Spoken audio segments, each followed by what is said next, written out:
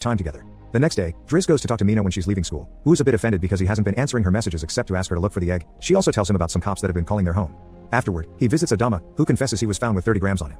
Driss wants to take him to lunch, but Adama refuses and instead gets in the same suspicious car from before. Later on, Driss is allowed to be present while Philippe dictates his letter for Eleanor to Magali. He thinks this purple prose is very boring and that Philippe should be more direct. He's also baffled to hear that this has been going on for 6 months and they never exchanged pictures.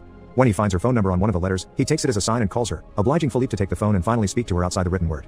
Their conversation goes so well, Philippe is now on the phone with her all the time, even right before he and Driss attend the opera, during which Driss laughs and makes fun of the costumes. The next day, Driss convinces Philippe to accept to exchange pictures with Eleanor and chooses one of him in the wheelchair.